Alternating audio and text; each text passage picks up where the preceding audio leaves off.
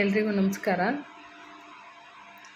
ಈಗ ನಮ್ಮ ದೇಶದಲ್ಲೇ ಆಗಿರ್ಬೋದು, ರಾಜ್ಯದಲ್ಲೇ ಆಗಿರ್ಬೋದು, ಅಥವಾ ಸುತ್ತಮುತ್ತ ನೀವು ನೋಡ್ತಾ ಇದ್ದರೆ ಯೂಟ್ಯೂಬು, ಫೇಸ್ಬುಕ್ಕು, ನ್ಯೂಸು ಎಲ್ಲಿ ನೋಡಿದ್ರೂ ಹೆಣ್ಮಕ್ಳಿಗೆ ಯಾವ ಥರ ಅತ್ಯಾಚಾರ ಆಗಿದೆ ಅಂತಾದರೂ ಆಗಿರ್ಬೋದು, ಅಥವಾ ಅವ್ರನ್ನ ಯಾವ ರೀತಿ ಸಾಯಿಸಿದ್ದಾರೆ ಅಂತಾದರೂ ಆಗಿರ್ಬೋದು, ತುಂಬ ಅಂತಂದರೆ ತುಂಬ ಕಂಪ್ಲೇಂಟ್ಸ್ ಆಗ್ತಾನೇ ಇದೆ.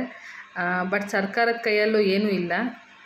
ಯಾಕೆ ಅಂತಂದರೆ ಸರ್ಕಾರನೇ ಅವರದ್ದಾಗಿದೆ. ಸೊ ಪೇರೆಂಟ್ಸ್ ಆಗಿ ನಾವೇನು ಮಾಡ್ಬೋದು ಅಂತ ಅಂದರೆ, ಅಟ್ಲೀಸ್ಟ್ ಮಕ್ಕಳಿಗೆ ಅದ್ರ ಬಗ್ಗೆ ಮಾಹಿತಿ ಕೊಡುವಂಥದ್ದು, ಹೇಗಿರಬೇಕು, ಹೇಗಿರಬಾರ್ದು, ಗುಡ್ ಟಚ್ಚು, ಬ್ಯಾಡ್ ಟಚ್ಚು. ಮುಖ್ಯವಾಗಿ ಬೆಳಗ್ಗೆ ಎದ್ದಾಗ ಸಂಜೆ ಅಪ್ಪ ಅಮ್ಮ ಓದಿರಲ್ಲ, ಹೌದು ನಾನು ಒಪ್ಕೋತೀನಿ, ನಮ್ಮಪ್ಪ ಅಮ್ಮನೂ ಓದಿಲ್ಲ.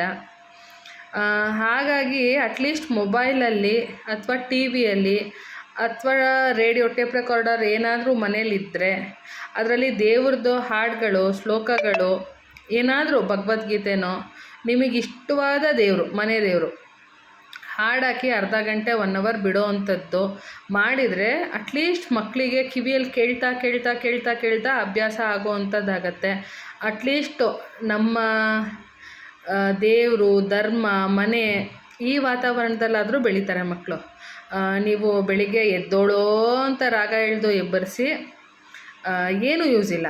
ಅಂದರೆ ನೀವು ಮಕ್ಳಿಗೋಸ್ಕರನೇ ತುಂಬ ಕಷ್ಟಪಡ್ತೀರ. ಬೆಳಗ್ಗೆ ಹೋಗಿ ಮನೆ ಕೆಲಸ ಮಾಡೋವಂಥದ್ದು ಅಥವಾ ಅಪ್ಪಂದಿರು ಅಷ್ಟು ಕೆಲಸ ಮಾಡೋವಂಥದ್ದು, ಸಂಜೆ ಅಷ್ಟು ಲೇಟಾಗಿ ಬರ್ತೀರ, ನೀವು ಊಟ ಮಾಡಿರ್ತೀರೋ ಇಲ್ವೋ, ಕಷ್ಟ ಇದೆ. ನಾನು ಅದ್ರ ಬಗ್ಗೆ ಏನೂ ಹೇಳಲ್ಲ. ಆದರೆ ನಿಮಗೆ ಪೂಜೆ ಮಾಡೋವಂಥದ್ದು, ಶ್ಲೋಕ ಹೇಳೋವಂಥದ್ದು, ಹಾಡು ಹೇಳೋವಂಥದ್ದು ಕಷ್ಟ ಆಗ್ಬೋದು.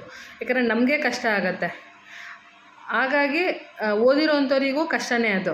ಯಾಕಂದರೆ ರಾಗ ಹೆಂಗೆ ಬರುತ್ತೋ, ಏನು ಅನ್ಕೋತಾರೋ, ಹಾಡೋದು ಒಂಥರ ಮುಜುಗರನೂ ಆಗಿರ್ಬೋದು, ಅಥವಾ ಅಭ್ಯಾಸ ಇಲ್ಲದೆ ಇರೋ ಕಾರಣಕ್ಕೂ ಆಗ್ಬೋದು. ಹಾಗಾಗಿ ಮಕ್ಕಳಿಗೆ ಮೊಬೈಲಲ್ಲಿ ಅಥವಾ ಟಿ ವಿಯಲ್ಲಿ ಹಾಕಿಬಿಡೋದ್ರಿಂದ ಮಕ್ಕಳಿಗೆ ಅದು ಕೇಳಿ ಆದರೂ ಅಭ್ಯಾಸ ಆಗುತ್ತೆ.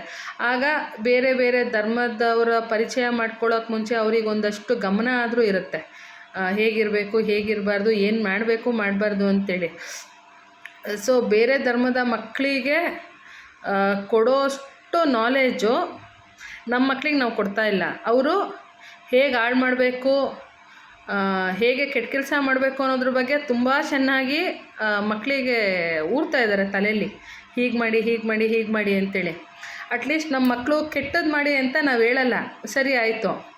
ಕೆಟ್ಟದ್ದು ನಮ್ಗೆ ಆಗಬೇಕಾದ್ರೆ ಅದರಿಂದ ಆಚೆ ಬರೋವಂಥದ್ದು, ತಪ್ಪಿಸ್ಕೊಳ್ಳೋವಂಥದ್ದಾದರೂ ಮಾಡಬೇಕಲ್ವ ನಮ್ಮ ಮಕ್ಕಳು. ಹಾಗಾಗಿ ದಯವಿಟ್ಟು ಮಕ್ಕಳಿಗೆ ಗುಡ್ ಟಚ್ಚು, ಬ್ಯಾಡ್ ಟಚ್ಚು, ನಮ್ಮ ಮನೆ ದೇವರು, ಧರ್ಮ ಇದ್ರ ಬಗ್ಗೆ ಆದರೂ ಮಾಹಿತಿ ಕೊಡಿ. ಹಾಡುಗಳು ಹಾಕೋವಂಥದ್ದು ಮನೆಗಳಲ್ಲಿ ಬೆಳಿಗ್ಗೆ ಸಂಜೆ, ಮತ್ತು ಯಾವುದಾದ್ರೂ ನಿಮಗಿಷ್ಟವಾದ ವಾರದಲ್ಲಿ ದೇವಸ್ಥಾನಕ್ಕೆ ಹೋಗುವಂಥದ್ದು, ಇದನ್ನೆಲ್ಲ ಸ್ವಲ್ಪ ಅಭ್ಯಾಸ ಮಾಡಿಸಿ ಅಂತೇಳಿ ಕೇಳ್ಕೊತೀನಿ. ಮತ್ತು ಅಕ್ಕಪಕ್ಕದಲ್ಲಿ ಬೇರೆ ಯಾರೋ ಎಲ್ಲಿಂದನೋ ಬಂದು ವಾಸ ಇರೋವಂಥದ್ದು, ಈಗ ಬಾಂಗ್ಲಾದೇಶದವ್ರು ಜಾಸ್ತಿ ಆಗಿದ್ದಾರೆ.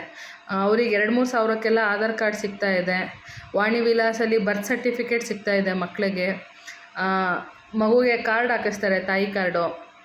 ಇದ್ರ ಬಗ್ಗೆ ಎಲ್ಲ ತುಂಬ ಕಂಪ್ಲೇಂಟ್ಸ್ ಆಗಿದೆ, FIR ಆಗಿದೆ. ಕೇಳಕ್ಕೆ ಹೋದವ್ರನ್ನ ಅರೆಸ್ಟು ಮಾಡಿದ್ದಾರೆ, FIR ಮಾಡಿದ್ದಾರೆ. ಸೊ ಅಷ್ಟೆಲ್ಲ ಮಾಡಿ ಅಂತ ನಾನು ಹೇಳಲ್ಲ. ಅಟ್ಲೀಸ್ಟ್ ಆ ರೀತಿ ಯಾರಾದರೂ ಬಂದು ನಮ್ಮ ಅಕ್ಕಪಕ್ಕದಲ್ಲಿ ಸೇರಿಕೊಂಡಾಗ ನಿಮ್ಮ ಹತ್ರ ಇರೋವಂಥ ಫ್ರೆಂಡಿಗೋ ಅಥವಾ ಯಾರಾದ್ರು ನಿಮ್ಮ ಏರಿಯಾದಲ್ಲೋ ಅಥವಾ ರೋಡಲ್ಲೋ ದೊಡ್ಡವರು ಅಂತ ಇದ್ದರೆ, ಅಥವಾ ಇವ್ರಿಗೆ ಹೇಳಿದರೆ ಪರವಾಗಿಲ್ಲ ಅಂತ ಅನ್ಸಿದ್ರೆ ಅಂಥವ್ರಿಗಾದರೂ ಹೇಳಿ. ಇಲ್ಲ ನಾನು ಪರವಾಗಿಲ್ಲ ಕಂಪ್ಲೇಂಟ್ ಮಾಡ್ತೀನಿ ಅನ್ನೋವಂಥ ಮೈಂಡ್ಸೆಟ್ ಇದ್ದರೆ ಡೈರೆಕ್ಟ್ ಪೊಲೀಸ್ ಸ್ಟೇಷನಲ್ಲೇ ಹೇಳಿ, ಈ ಥರ ಬೇರೆ ಏರಿಯಾಯಿಂದ ಬಂದಿದ್ದಾರೆ, ಈ ಥರ ಅವ್ರ ಬಿಹೇವಿಯರ್ ಈ ಥರ ಇದೆ, ಒಂಚೂರು ಚೆಕ್ ಮಾಡಿ ಸರ್, ಅಕ್ಕಪಕ್ಕದಲ್ಲಿ ನಾವಿರೋದ್ರಿಂದ ಸ್ವಲ್ಪ ಭಯ ಆಗ್ತಿದೆ ಅಂತಲೂ ಹೇಳಿ ಕಂಪ್ಲೇಂಟ್ ಮಾಡ್ಬೋದು. ಸೊ ಸುಮಾರು ಎಲ್ಲವೂ ನಮ್ಮ ಕೈಯಲ್ಲೇ ಇರುತ್ತೆ. ಹಾಗಾಗಿ ದಯವಿಟ್ಟು ಪ್ರಯತ್ನ ಪಡಿ. ನೋಡಿದ್ರೂ ನೋಡದೇ ಇರೋ ಹಂಗೆ, ಕಣ್ಣು ಕಾಣಿಸ್ದೇ ಇರೋ ಹಂಗೆ ಕಣ್ಣು ಬಿಟ್ಕೊಂಡು ಕಣ್ಣಿಗೆ ಬಟ್ಟೆ ಕಟ್ಕೊಂಡಿರೋ ಥರ ಎಲ್ಲ ಬಿಹೇವ್ ಮಾಡಬೇಡಿ. ಧನ್ಯವಾದ.